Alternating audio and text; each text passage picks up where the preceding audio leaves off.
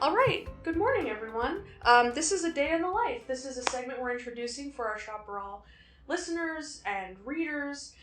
My name is Romy, pronouns they, them. I am a co-editor along with Aisha, she, her, hers, from our library. And this is one of our segments, and our first introductory issue for our September issue, our interviewee is Megan. Hi, Megan. Hi. Would you mind introducing yourself? Sure. I am Megan Torrey-Payne. I go by she, her pronouns.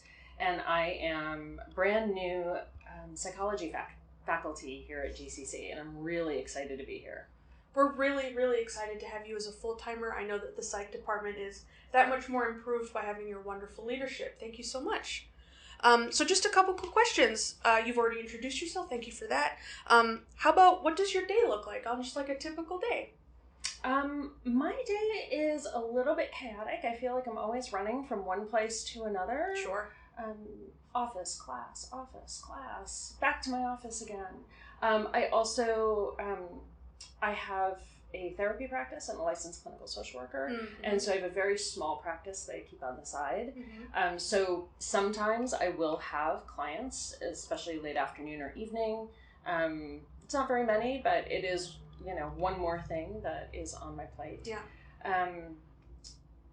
I also have a dog at home, so sometimes I come in a little bit later so I can hang out with my dog. Nice. And then, trying to balance out, find that home work office balance is a new shift. Okay. So, dog care and student care, a jack of all trades, it sounds like. Mm-hmm. Nice. Yep. So what would you say is your biggest challenge as a faculty member and as a business owner, ostensibly, with your own practice? I think it's really about balancing. I love the balance because it gives me lots of variety, and having the therapy practice on the side keeps my skills fresh, which I think is really important, given my position as psychology faculty. And at the same time, it just does mean that I'm being pulled in multiple directions. Sure. And so making sure that I'm giving the best to my students, doing the preps that I need to do, showing up for my clients in the way I need to, making sure I take self-care time, making sure I'm connecting with colleagues, all of these things really important. Yeah. And then just juggling all those balls. Yeah. So no small feat, just little tiny responsibilities here and there. Yeah. Well, at least from my perspective, you're handling it very gracefully. So. Oh, thank you. So what do you want people to know about your job? I'm a little bit biased, but I actually think that I have the coolest job on campus. I love the classes I teach. I love the students that I have. I also, I teach human sexuality, and I have a specialty in relationship and sex therapy, which means that I have some of the coolest things in my office. I have lots of condoms. I have lots of interesting books. I love what I do, and I love giving that to the students and giving that to the community. Yeah. I can verify this is one of the cooler offices. So if you can come visit Megan in her wonderful new office, I recommend it because it's 10 out of 10. So yeah. I'm in SR 352 for anyone interested. yes. Thank you.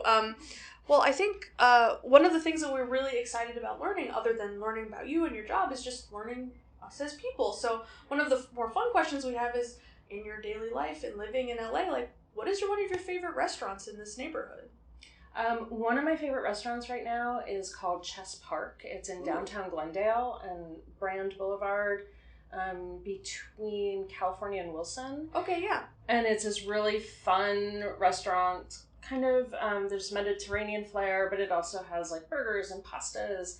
And they have this beautiful outside patio that they have with awnings, so it feels protected from the weather, but is also, in our days of COVID, also feels really comfortable to be unmasked and around people. Yeah.